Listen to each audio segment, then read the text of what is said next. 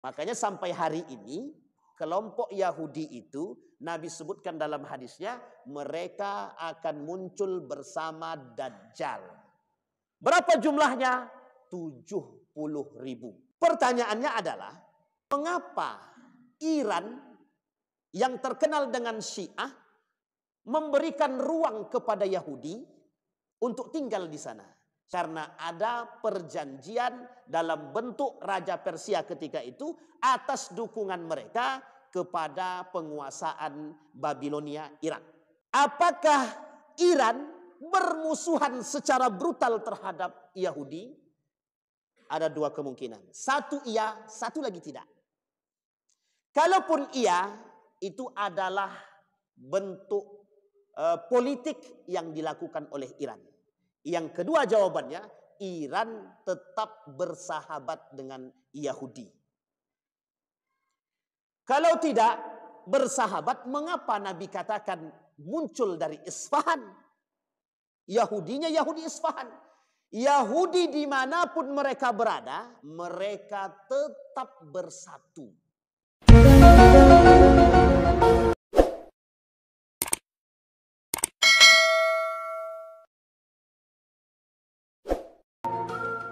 A'udzu billahi minasyaitonir rajim. Bismillahirrahmanirrahim.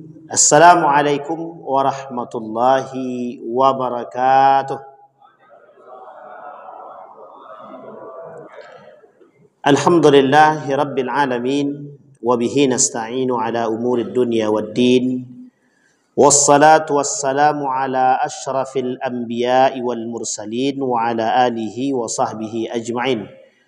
Allahumma salli wa sallim wa barik ala hadzal nabiyil karim. Allahumma salli ala Muhammad wa ala ali Muhammad fil alamin innaka Hamidum Majid. Ya ayuhan nasu taqu rabbakum alladhi khalaqakum min nafsin wahidah wa khalaqa minha zawjaha wa batha minhuma rijalan katsiran wa nisaa wattaqullaha alladhi tasaaluna bihi wal arham innallaha kana 'alaikum raqiba. Wa qala Allah Ta'ala ya ayyuhalladzina amanu taqullaha wa qulu qawlan sadida yuslih lakum a'malakum wa yaghfir lakum dhunubakum wa may yuti'illaha wa rasulahu faqad faza fawzan 'azima. Puji syukur kehadirat Allah dengan mengucapkan alhamdulillahirabbil alamin, berselawat kepada Nabi dengan mengucapkan Allahumma salli ala Muhammad wa ala ali Muhammad fil alamin innaka Hamidum Majid. Bapak Ibu sekalian yang berbahagia, mudah-mudahan Allah meridai dan memberkahi kita semua. Allah sehatkan, Allah kuatkan, Allah ridai. Insyaallah kita semua termasuk orang-orang yang husnul khatimah. Untuk orang tua kita yang telah mendahului, Allah tempatkan di tempat terbaik di sisinya. Allah terima amal ibadahnya, Allah kumpulkan bersama orang yang saleh. Dan untuk kita semua, orang tua kita yang masih hidup, insyaallah husnul khatimah dan istiqamah dalam kebaikan dan ketaatan. Baik, Bapak Ibu sekalian yang berbahagia, di malam hari ini saya ingin membahas sedikit tentang perkara yang besar yang akan kita temukan menjelang datangnya hari kiamat. Salah satu di antaranya adalah kata baginda Nabi Muhammad sallallahu alaihi wasallam, tidak akan terjadi hari kiamat sampai kalian akan melihat 10 tanda kiamat besar. Di antara 10 tanda kiamat besar itu, salah satu di antara 10, termasuk yang paling utama di antara 10 tersebut, yang disebut dengan Al-Masih Ad-Dajjal. Apa namanya Bapak Ibu? Al-Masih Ad-Dajjal. Di dalam tahiyat ketika Bapak Ibu sholat dan tahiyat terakhir, ada doa yang yusannu an yukra, sunnah untuk dibacakan doa tersebut. Allahumma inni a'udzubika min azabil qabri wa min azabi jahannam. Ini dua-dua ini Allah sebutkan dalam Al-Quran. Dalam surat Furqan, ya Allah, jauhkan kami dari azab api neraka jahannam. Allahumma inni a'udzubika min azabil qabri wa min azabi jahannam wa min syarri fitnati mahya Ya Allah, jauhkan kami daripada fitnah kehidupan, wal mamat, kematian, wa min syarri fitnati masihid dajjal, dan fitnah al-masih ad-dajjal. Poin ini Bapak Ibu sekalian yang berbahagia, saya sampaikan secara ringkas tentang dajjalnya, nanti kita masuk poin inti dia. Pada poin yang al-masih ad-dajjal, ulama merangkum hadis Nabi tentang Dajjal itu, baik persoalan Dajjalnya, begitu juga persoalan Al-Masih Ad-Dajjal. Mulai dari nama, mulai dari keluar, mulai dari daerahnya, sampai karakter-karakter dan sifat-sifat serta kelebihan daripada Dajjal. Satu ketika dalam riwayat baginda Nabi Muhammad SAW, ketika Dajjal itu muncul, berbarengan setelahnya itu keluar dukhan yang besar. Dukhan yang besar yang keluar ini menyebabkan daripada muka Dajjal ini rusak. Sehingga tertulislah, muncul tulisan di jidatnya itu bertuliskan antara mata, di antara kedua mata tersebut bertuliskan kafara atau kafir. Ini persoalan Dajjal. Ulama membagi pada dua pembahasan. Ini secara ringkas saja. Yang pertama Ad-Dajjal, yang kedua Al-Masih Ad-Dajjal. Pembahasan pertama disebut dengan Ad-Dajjal. Ad-Dajjal ini oleh Nabi baginda Nabi Muhammad SAW sebut para pengikut-pengikut Dajjal. Manusia yang menyerupai karakter dia seperti Dajjal. Karakter Fir'aun misalkan, itu karakter Dajjal. Kemal Atatur, itu karakter-karakter Dajjal kayak gitu. Dan para orang-orang yang suka melakukan kerusakan di muka bumi ini, itu karakter-karakter Dajjal. Para pendusta, pengkhianat, itu karakter-karakter Dajjal. Kata Nabi, akan datang satu masa pada umatku, Dajjaluna kadzabun. Para pendusta yang sifat mereka menyerupai sifat daripada Dajjal. Dajjal tukang sulap, artinya pandai menipu. Nah, Dajjal dengan lisan dia pandai menipu. Maka pada pembahasan pertama oleh para ulama dalam hadis Nabi, pernah Nabi bertemu dengan 3 orang.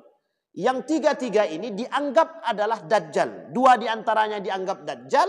1 diantaranya pernah bertemu dengan seorang makhluk yang besar yang dianggap Dajjal. 2 diantaranya ini adalah hidup sezaman dengan Umar bin Al-Khattab. Sampai Umar bilang, ini orang adalah Dajjal. Ketika dibawa ke hadapan Nabi, ternyata dia bukan Dajjal, hanya saja karakter kedustaan atau karakter pembohong dia lebih tinggi daripada keimanan dia. Sampai orang-orang menganggap dia ini adalah Dajjal. Kata Nabi, ini awal daripada mula kenapa Nabi bilang Dajjaluna kadzabun. Ternyata Dajjal belum keluar, manusia yang menyerupai Dajjal sudah keluar. Meskipun tidak ada tulisan kafir di jidatnya. Tapi sifat dusta dia dah terlalu banyak. Nah, ini satu. Pada poin yang kedua, pembahasan yang kedua, Al-Masih Ad-Dajjal. Al-Masih Ad-Dajjal itulah Dajjal yang sesungguhnya. Kapan keluarnya? Setelah para pengikut-pengikut Dajjal atau setelah manusia-manusia sudah banyak yang menyerupai Dajjal. Nah, ini poin penting ini.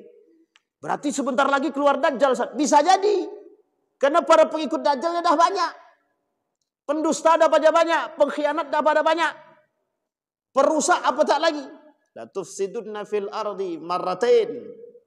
Nabi Bani Israel itu, kata Allah, Bani Israel itu akan melakukan kerusakan 2 kali. Satu pada masa Salahuddin Al-Ayyubi. Yang kedua pada masa yang sekarang ini. Ini dahsyat nih kerusakan yang dilakukan oleh Yahudi sekarang ini dahsyat. Lebih dahsyat daripada yang pada masa Salahuddin Al-Ayyubi. Nanti kita lihat siapa orang yang menjadi pahlawan itu. Apakah kita ketemu atau tidak? Wallahu a'lam bishawab. Tapi yang jelas dalam poin yang kedua dalam perang yang besar ini, itu akan muncul seorang pahlawan yang disebutkan oleh Nabi dalam hadis dia tentang munculnya mujahid-mujahid yang akan menghancurkan al-Yahud atau Yahudi, Zionis dan Israel. Kembali kepada poin tadi. Maka Bapak Ibu sekalian yang berbahagia, di antara poin tersebut Al-Masih Ad-Dajjal. Ada yang sebenarnya ingin kita angkat dalam poin ini. Apa itu? Letak keluar daripada Dajjal itu. Nah, ini poin penting. Saya akan kuliti satu hadis daripada baginda Nabi Muhammad SAW. Kata Nabi dalam hadisnya, Dajjal itu akan keluar bersama para pengikutnya. Yakhruju ad-Dajjal ma'al Yahudiyah asbahan ma'ahu sab'una alfan minal Yahud. Nah, ini poin penting ini, Pak. Jadi ini ada kaitannya dengan apa yang terjadi sekarang. Kata Nabi, Dajjal akan keluar bersama para pengikutnya Yahudi, 70 orang Yahudi asbahan. Asbahan itu dalam hadis ini asbahan, dalam bahasa lainnya Isfahan. Isfahan itu di mana? Tak jauh dari Khurasan, ya lebih tepatnya Khurasan lah. Khurasan itu apa? Di mana? Di Iran. Iran. Berarti sekarang nih, Iran sekarang. Dulu nama dia Persia, sekarang nama dia Iran. Berkelahi dia nih, dulu nih Persia ini, dengan Babilonia. Babilonia itu Irak sekarang. Babilonia itu Irak sekarang. Babilonia itu dulu. Kemudian berubah menjadi Kufah pada masa pada masa Ali bin Abi Thalib, Abbasiyah, Umayyah, Abbasiyah dan lain sebagainya. Berubah lagi nama menjadi Irak sekarang. Jadi Irak dan Iran ini pernah punya masa lalu. Masa lalu yang tidak pernah dilupakan. Sekitar 2000 tahun yang lalu, lebih 2000 tahun yang lalu, pernah ada seorang raja, saya lupa nama lengkapnya, Nabukhah kalau saya tidak salah. Tapi cerita ini diambil dalam sejarah. Raja Babilonia pada masanya pernah memperbudak orang-orang Yahudi. Mereka tidak terima diperbudak. Ketika itu ada yang disebut dengan Persia, lawan daripada Babilonia yang ingin menguasai Babilonia. Nah, raja Persia ketika itu bekerja sama dengan kelompok Yahudi yang diperbudak oleh Babilonia untuk menghancurkan Babilonia itu sendiri. Disepakati dalam kesepakatan. Ini sama kejadian sejarahnya ini ketika Bapak Ibu melihat ketika terjadi Perang Dunia Pertama. Inggris pengen banget tuh menang Perang Dunia. Caranya kerjasama dengan Yahudi. Setelah kerjasama dengan Yahudi, perjanjian yang dibangun adalah memberikan tanah Palestina itu kepada Yahudi. Didukung tuh Pak sama Yahudi Inggris tadi. Sama. Nanti begitu juga poinnya nih. Jadi Persia ini, Raja Persia ini, ketika itu Raja Babilonia ini sudah meninggal. Ada raja kedua, raja selanjutnya itu. Berlawananlah dengan Raja Persia ini, yang ketika itu Yahudi kong kali kong dengan Raja Persia ini. Pada akhirnya menanglah Persia ini, diberikan tempat oleh Raja Persia sebagai bentuk hadiah karena telah berhasil membantu dalam menaklukkan Babilonia, maka diberikanlah tempat kepada Yahudi ini di Palestina yang sekarang itu untuk mereka tinggal sebagian di sana dan sebagian lagi mereka ajak untuk tinggal di Persia. Ini sejarah Yahudi di Iran. Jadi jangan, loh kok bisa ada hadis yang mengatakan kenapa ada Yahudi di Isfahan. Ini sejarahnya di sini Pak. Ketika Raja Persia ini menang atas Babilonia, diambillah sebagian daripada kelompok Yahudi tadi untuk tinggal di Persia, disediakan tempat. Salah satu tempat di antaranya adalah itu yang disebut dengan Isfahan. Khurasan. Sampai di sini bisa dipahami. Sekarang kita cut dulu. Kita cut sampai di sini. Kita rujuk kepada sejarah Irak dan Iran. Kita lihat dinasti Umayyah dan dinasti Abbasiyah. Kedua-dua dinasti ini punya masa kejayaan. Pada dua masa dinasti ini, tersebutlah masa kejayaan Islam pada masa puncaknya itu dinasti Abbasiyah. Yang ketika itu, di mana letaknya? Kufah, Irak, Baghdad, termasuk salah satunya Iran. Ini tidak bisa dipungkiri, Pak. Disinilah bahasa para ilmuwan itu mengatakan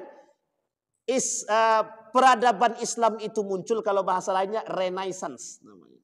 Islam muncul, peradaban Islam itu muncul pada masa Renaissance itu dari timur, tapi bukan Timur Tengah Saudi Arabia, tapi lebih tepatnya di Irak dan Iran. Berarti Islam pernah jaya di situ, sekalipun Syiah. Ntar dulu, jangan cepat-cepat mengambil kesimpulan Syiahnya itu. Karena memang waktu itu dua kota ini bagus berkuasa, Irak dan Iran. Sampai pada akhirnya nanti muncul kelompok-kelompok yang berinisial Syiah. Kita tutup itu. Kita masuk kepada poin yang tadi. Kemudian, Bapak Ibu sekalian yang berbahagia, pada masa itu muncullah kerajaan Syiah pertama. Jadi karena ini sudah banyak, Persia ini sudah berubah nama, muncul satu kerajaan yang berinisialkan kerajaan Syiah pertama. Nama kerajaannya Kerajaan Safawiyah. Kerajaan apa namanya Bapak Ibu? Safawiyah. Nah, boleh cari sejarah nih nanti. Ini sejarah nih paling berpengaruh. Termasuk salah satu di antara kerajaan Islam di sekian banyak kerajaan Islam yang membangkang kepada Turki Utsmani, termasuk pada masa revolusi Arab. Sampai di sini bisa dipahami Bapak Ibu ya. Jadi revolusi Arab itu yang memberontak kepada Turki Utsmani itu banyak. Satu di antaranya kerajaan Safawiyah. Kerajaan Safawiyah ini adalah kerajaan Syiah pertama yang merubah nama. Saya lupa nama aslinya itu apa, tapi kemudian mereka rubah menjadi kerajaan Safawiyah, kerajaan Irak. Nah, sekarang kita lihat kerajaan Irak di kerajaan Syiah. Pada masa itu ada namanya Abdullah bin Saba. Abdullah bin Saba ini orang Syiah yang ketika itu menganggap pengikut Ali bin Abi Thalib. Dan Abdullah bin Saba ini ditelusuri dalam jalur sejarah ternyata mantan Yahudi. Mantan apa Bapak Ibu? Yahudi. Yang melakukan pemberontakan kepada Ali bin Abi Thalib dan juga ikut Abdullah bin Saba ini mengompori persetujuan perjanjian atau arbitrase perdamaian antara Ali bin Abi Thalib dengan Muawiyah, yang kemudian Abdullah bin Saba ini berkhianat kepada Ali bin Abi Thalib. Nah, ini poin penting. Salah satu tokoh terkemuka pada masa itu pendirian kelompok Syiah ini namanya Abdullah bin Saba. Abdullah bin Saba itu waktu itu masih berada di Irak, Kufah. Jadi ketika Ali bin Abi Thalib itu bertikai dengan Muawiyah, muncul dua kelompok sekaligus. Sebenarnya tiga kelompok, tapi yang paling tenar adalah dua, Khawarij satu lagi Syiah. Ini awal mula Syiah. Awal mula Syiah. Singkat cerita, kembali kepada sejarah lagi. Singkat cerita. Ketika pada masa itulah kerajaan Persia memberikan tempat kepada Yahudi, kawan kong kali kong, untuk menghancurkan Babilonia tadi. Sampai hari ini di Iran itu ada tempat yang disebut dengan Khurasan, begitu juga Isfahan tadi. Itulah tempatnya yang diberikan oleh Raja Persia pertama kepada orang-orang Yahudi yang ikut andil dalam menyerang Babilonia. Makanya sampai hari ini kelompok Yahudi itu Nabi sebutkan dalam hadisnya, mereka akan muncul bersama Dajjal. Berapa jumlahnya? 70.000. Sampai di sini bisa dipahami Bapak Ibu. Kira-kira 70.000 itu sedikit atau banyak? Itu pengikut Dajjal yang setia. Nanti kita lihat ada tujuh kelompok yang akan mengikuti Dajjal. Kata Nabi, kata para ulama, ada 7 golongan yang akan mengikuti Dajjal. Satu di antara 7 tersebut yang mengikuti Dajjal adalah Yahudi. Inilah yang disebut oleh Nabi dalam hadisnya tadi. Yatba'u akan mengikuti ad-Dajjal. Ya Dajjal yakhruju ad-Dajjal fi Asfahan. Dajjal akan keluar di Khurasan atau Isfahan yang ma'ahu bersama mereka sab'una al-Yahud. 70 alfan min al-Yahud. 70.000 Yahudi. Pertanyaannya, mengapa Iran yang terkenal dengan Syiah memberikan ruang kepada Yahudi untuk tinggal di sana? Sudah kita jawab. Karena ada perjanjian dalam bentuk Raja Persia ketika itu atas dukungan mereka kepada penguasaan Babilonia Irak. Sampai di sini paham Bapak Ibu ya? Satu. Yang kedua, apakah Iran bermusuhan secara brutal terhadap Yahudi? Ada 2 kemungkinan. Satu iya, satu lagi tidak. Kalaupun iya, itu adalah bentuk politik yang dilakukan oleh Iran. Yang kedua jawabannya, Iran tetap bersahabat dengan Yahudi. Kalau tidak bersahabat, mengapa Nabi katakan muncul dari Isfahan? Yahudinya Yahudi Isfahan. Yahudi dimanapun mereka berada, mereka tetap bersatu. Sekalipun yang tinggal di Eropa, maupun yang tinggalnya di Iran, maupun yang tinggal di mana-mana, Yahudi ini memiliki satu komando untuk tetap bersama dalam melakukan Yahudi State, mendirikan negara Yahudi. Sampai di sini bisa dipahami Bapak Ibu? Nah, sekarang kita perhatikan baik-baik. Berarti dalam tinjauan politik memang Iran nampak sedikit bermusuhan dengan Yahudi. Tapi di belakang itu, dari sinilah kata Nabi akan muncul Dajjal bersama para pengikutnya. Sekarang kita lihat bagaimana karakter mereka, kata Nabi dalam hadisnya.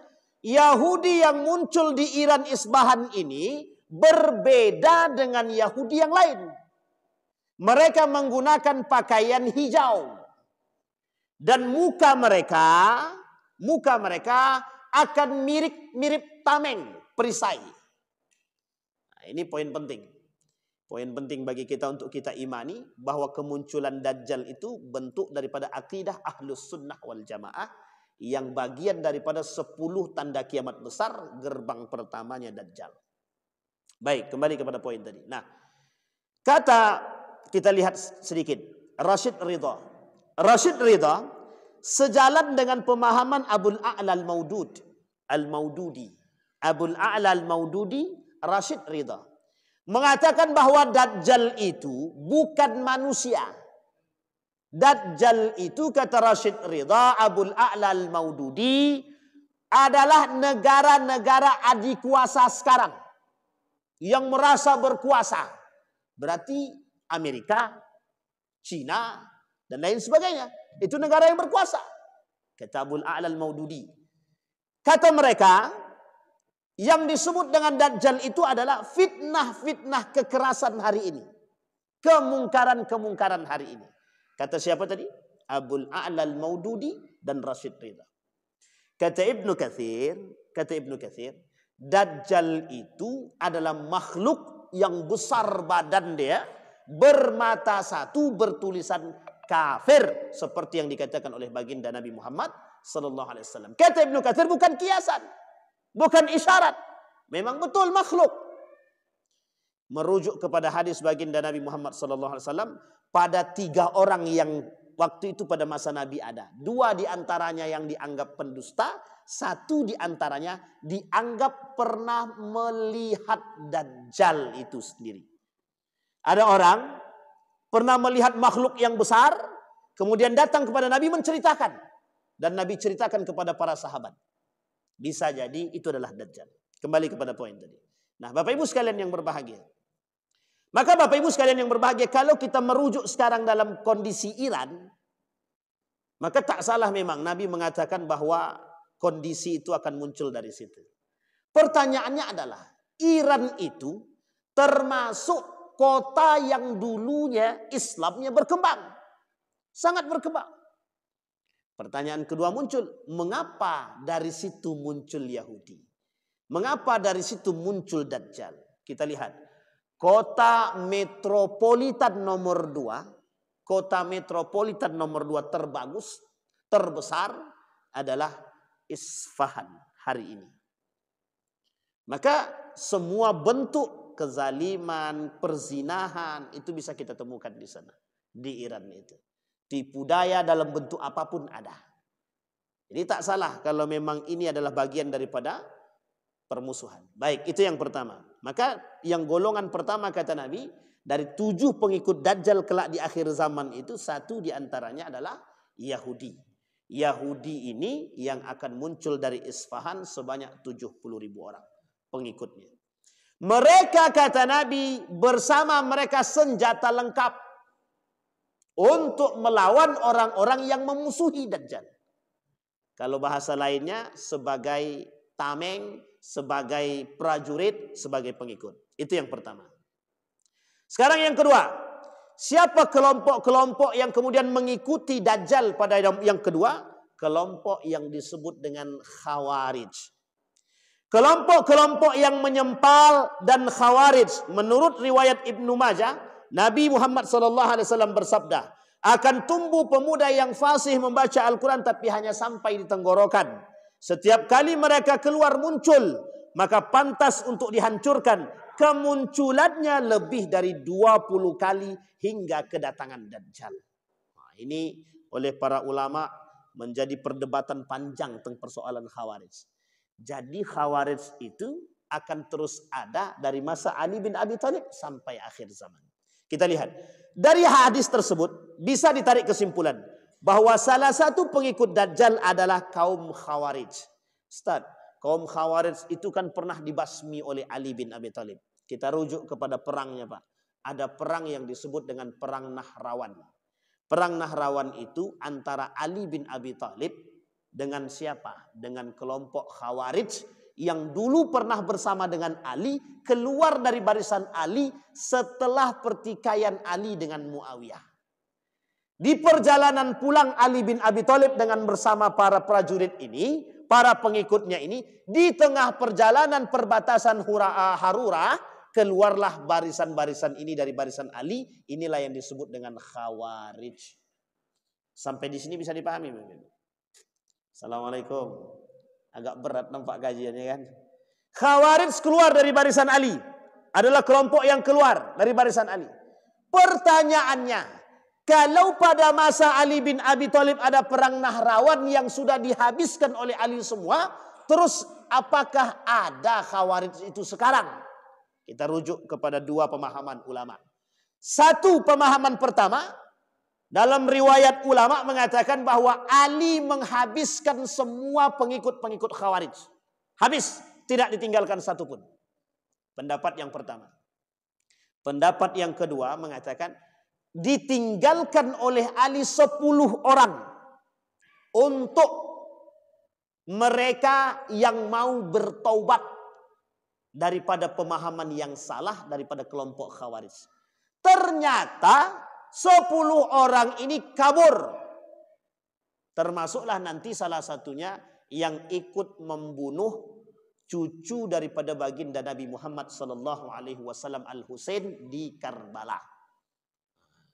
Dan dia ternyata setelah dirunut, anak daripada, kalau tidak salah saya entah anak atau cucu daripada Dzul Khuwaisirah, yang ketika itu pernah memberontak kepada baginda Nabi Muhammad SAW, ikut membunuh Ali bin Abi Thalib.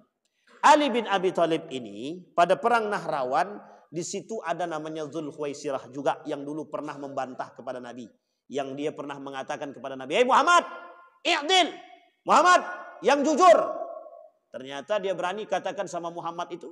Dia panggil Nabi Muhammad itu tidak dengan Nabi, tidak dengan Rasul. Muhammad, kata dia. Nah, dia di depan Nabi dia bilang begitu. Namanya Zulkhuwaisirah. Nah, Zulkhuwaisirah ini tidak pernah ditemukan lagi setelah itu. Kemudian baru ketemu lagi pada masa perang Nahrawan. Yang disebut dengan kaum Khawarij tadi. Nah, Ali bin Abi Thalib dibunuh oleh kelompok Khawarij namanya Ibnu Muljam. Yang Ibnu Muljam ini juga hafal Al-Quran. Jadi saya runut Bapak Ibu biar Bapak Ibu tahu. Umar bin Khattab, pembunuh Umar itu hafal Quran. Pembunuh Utsman ibn Affan hafal Al-Quran. Pembunuh Ali bin Abi Thalib hafal Al-Quran. Pembunuh Al-Hasan yang meracuni Al-Hasan mengerti agama. Pembunuh Al-Husain yang hafal Al-Quran. Jadi 5 orang ini dibunuh oleh penghafal Quran. Sekarang saya tanya Bapak Ibu, adakah fitnah itu sekarang di akhir zaman? Ada. Ini Nabi sendiri yang bilang, kata Nabi, inna munafiqi ummati qurra. Kelak di akhir zaman, kata Nabi, akan muncul dari golongan-golongan umatku yang para penghafal Quran tapi mereka munafik, kata dia. Ini yang disebut dengan kelompok Khawarij yang terakhir di akhir zaman. Dalam sejarah rata-rata kaum Khawarij itu mengerti dan hafal Quran. Kita rujuk coba sejarahnya. Di perbatasan Harurah, yang membunuh sahabat-sahabat ketika itu adalah kaum Khawarij. Rata-rata hafal Quran semua. Karena semboyan mereka adalah kembali kepada Quran, kembali kepada sunnah. Itu adalah karakter yang tidak bisa dihilangkan. Karena pada masa itu yang mereka tanamkan. Yang tidak sesuai dengan Al-Quran. Sehingga Nabi kata dalam hadis dia, ini Nabi yang bilang tapi jangan dipraktekkan sekarang ya. Kata Nabi, kalau kalian bertemu dengan orang seperti ini, maka sekarang tak boleh. Nanti undang-undang kita kena. Tapi dalam agama itu diperintahkan oleh Nabi. Bahkan kata Nabi di akhir zaman itu akan muncul kelompok-kelompok yang memang hafal Al-Quran, pandai baca Al-Quran. Kalau kalian bertemu dengan mereka yang suka melakukan kerusakan, kata Nabi, bunuh. Coba perintahnya begitu. Disuruh dibunuh. Bahkan ada namanya buku judulnya Mauqifus Salaf fil Fitan. Bagaimana pendapat para ulama salaf yang merujuk kepada hadis baginda Nabi Muhammad SAW tentang fitnah-fitnah. Satu di antara fitnah tersebut adalah fitnah Khawarij. Nah, Bapak Ibu sekalian yang berbahagia, saya ingin menyampaikan kepada kita semua, tolak ukur orang beriman dan bertakwa itu, mohon maaf, bukan hafal Quran. Bukan hafal Quran. Hafal Quran adalah wasilah, poin penting memang dalam Islam. Tapi kalau dia hafal tapi tak paham, itu berbahaya. Sangat berbahaya sekali. Tapi kalau dia paham Al-Quran meskipun tak hafal Al-Quran, dia ada kemungkinan memahami itu. Tapi kalau dia hafal Quran tapi dia tak paham dengan apa yang dia hafal, menjadi masalah. Dan ini yang kita temukan sekarang. Artinya ketika Nabi berkata kaum Khawarij, kata Nabi dalam hadis tersebut, maka sampai akhir zaman kaum Khawarij itu tetap ada. Saya tak katakan siapa kelompoknya. Oleh ulama-ulama sekarang dikata neo-Khawarij. Khawarij itu sudah tak ada, tapi Khawarij gaya baru itu ada. Khawarij gaya baru itu ada. Nah, kembali kepada poin kita Bapak Ibu. Itu yang kedua. Nanti kapan waktu kita bahas Khawarij itu secara detail. Tapi dengan syarat tidak boleh pakai rekaman. Jadi kita bahas sedetail mungkin dari awal sampai akhir. Itu kalau Bapak Ibu mau. Nanti akan tahu titik terangnya siapa yang neo-Khawarij itu. Orang-orang neo-Khawarij itu. Itu yang kedua. Sekarang yang ketiga. Kata Nabi yang ketiga, pelaku-pelaku bid'ah dan kesesatan. Nah, ini dah kita bahas dulu nih. Kita bahas di sini betul tempatnya persoalan kesesatan. 10 tanda aliran sesat dari Majelis Ulama Indonesia pernah kita bahas di sini. Ternyata kata Nabi, dari Huzaifah radhiyallahu pernah mendengar baginda Nabi bersabda. Kata Nabi, Sementara majusi umat ini adalah mereka yang tidak percaya pada takdir. Kalau berjumpa dengan orang semacam ini, Nabi SAW melarang untuk menghadiri jenazah dia. Dan dilarang membesuk mereka jika mereka sakit. Karena mereka adalah pengikut Dajjal, kata Nabi. Hadis yang diriwayatkan Abu Daud. Sekarang kita lihat kalimatnya. Kata Nabi, majusi umat ini. Majusi umat ini itu musyrikun. Kaum musyrik sekarang. Sekarang kita runut. Kaum musyrik ini seperti apa? Pelaku bid'ah dan pelaku kesesatan. Artinya, dari kalangan umat muslimkah atau dari kafirkah? Kedua-duanya. Baik dari umat muslim, begitu juga dari orang-orang kafir. Sekarang kita rujuk sedikit sejarah. Dalam Al-Quran ada disebut dengan An-Nasara al-Yahud wal-Nasara. Yahudi dan Nasrani.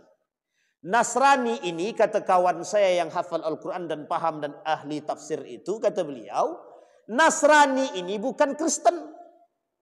Nasrani ini, kata dia, bagian daripada Yahudi. Israel atau Bani Israel. Kenapa demikian? Karena Nasrani yang digandeng dengan Yahudi itu, pengikutnya Nabi Isa. Nabi Isa, pengikut Nabi Isa ini adalah Bani Israel. Sampai di sini bisa dipahami Bapak Ibu. Sehingga ada kedekatan antara Yahudi dengan Nasrani. Berarti selain daripada itu, Allah sebutkan dalam Al-Quran musyrikun. Orang-orang pelaku kemusyrikan dan kesesatan. Bisa orang kafir yang lain, dari agama yang lain. Bisa jadi adalah dari orang muslim itu sendiri. Sekarang Bapak Ibu boleh lihat, kan sudah lihat tuh, banyak tersebar aliran-aliran sesat di Indonesia ini. Sudah banyak, tak usah kita berbicara di luar. Dulu banyak orang ngaku jadi nabi, jadi Tuhan, jadi malaikat. Yang tak banyak kita temukan orang yang mengaku jadi setan. Tidak ada. Ngaku jadi nabi ada.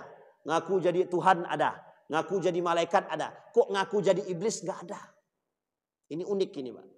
Yang ngaku jadi iblis nggak ada, yang ngaku jadi syaitan nggak ada, yang ngaku jadi jin nggak ada. Tapi yang ngaku kerasukan jin banyak. Aku kerasukan ini. Tapi karakternya seperti syaitan, seperti iblis, seperti jin banyak.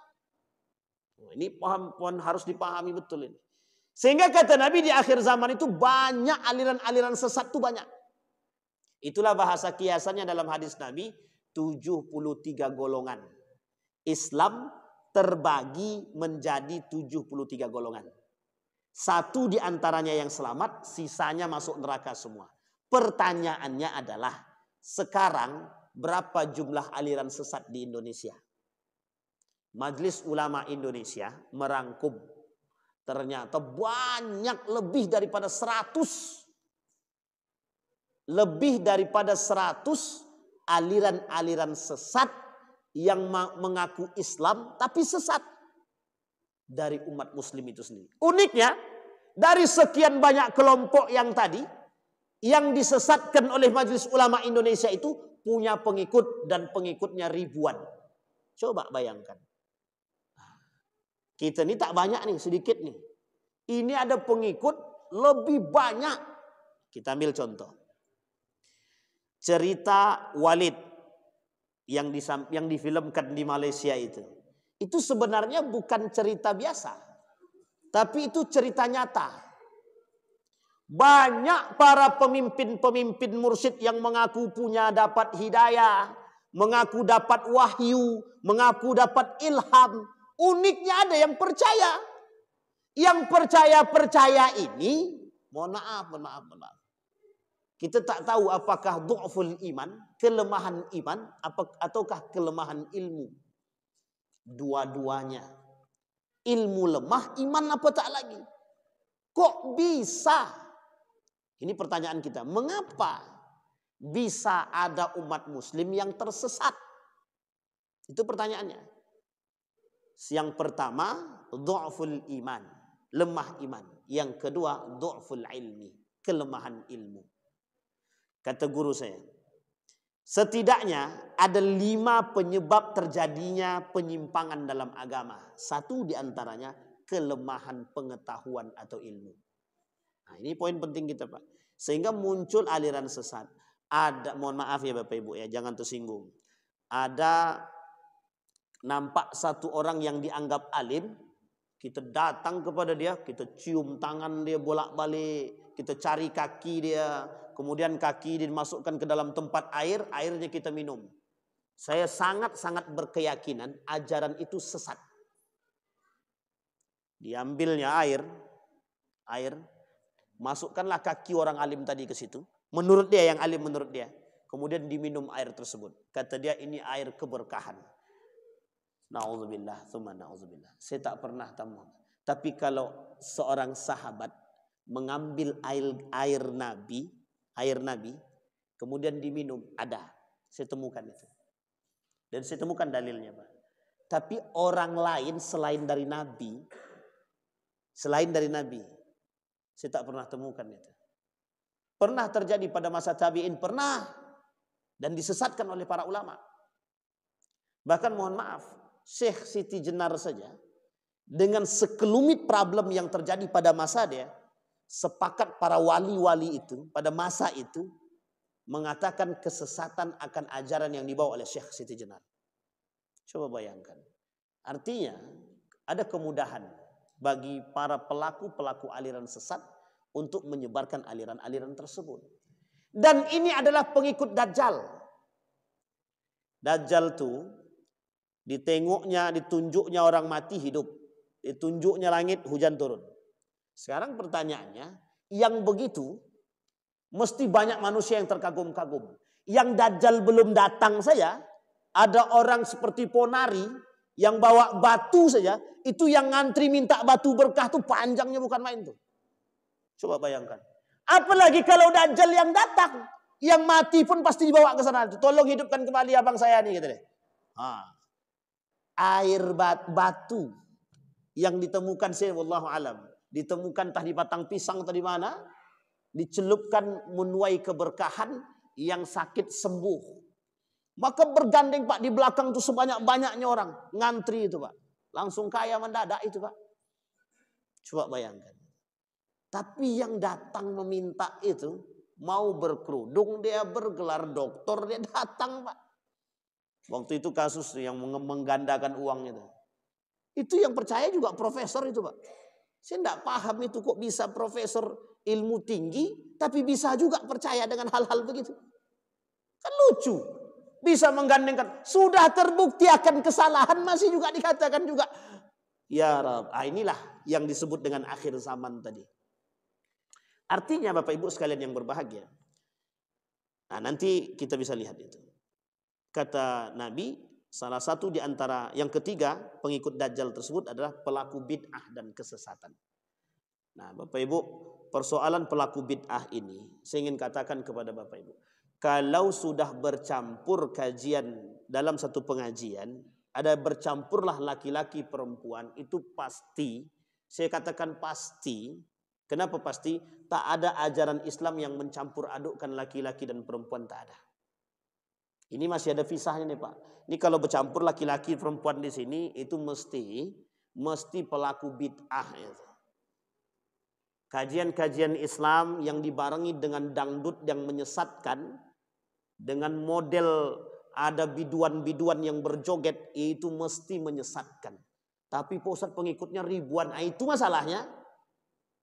Nanti mereka akan bilang, wah Ustadz itu iri hati, dengki, dia tak punya banyak pengikut. Na'udzubillah, tsumma na'udzubillah. Saya ingin sampaikan kepada kita semua Bapak Ibu, jangan tertipu, jangan tertipu.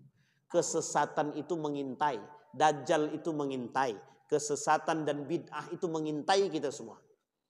Jadi jangan sampai kita termasuk pelaku-pelaku bid'ah. Tapi pusat pengikut kita kan tidak banyak. Tidak apa-apa tidak banyak. Karena memang kata Nabi, kelak yang istiqomah itu cuma sedikit. Yang istiqomah di akhir zaman dengan nilai keislaman itu cuma sedikit. Dan bisa dihitung saking sedikitnya. Jadi jadilah yang sedikit itu. Jangan jadi yang banyak. Yang banyak itu berkecamuk Pak. Banyak sekali. Dia mengaku berilmu. Tapi minta maaf tidak punya adab, tidak punya akhlak. Sama Pak. Dan banyak hal. Ada seorang pemuda ngaku punya kelebihan. Itu ngantri Pak, yang mau cium tangan dia, baik laki-laki mau perempuan. Ini saya kasih tahu Bapak, ada satu kelompok, yang kelompok ini punya pemuka, tokoh dia, artinya pemimpinnya lah, pemimpin kelompok tersebut. Dia bebas melakukan apapun kepada laki-laki dan perempuan jika memang mereka ingin menikah. Pertanyaan itu ajaran Islam yang mana gitu. Pernahkah Islam mengajarkan demikian? Tidak pernah Pak, tapi kok bisa? Nah, ini sesatnya di situ. Baik, pelaku bid'ah dan kesesatan. Yang keempat, ibu-ibu jangan tersinggung. Pengikut Dajjal yang keempat, kata Nabi, para kaum wanita.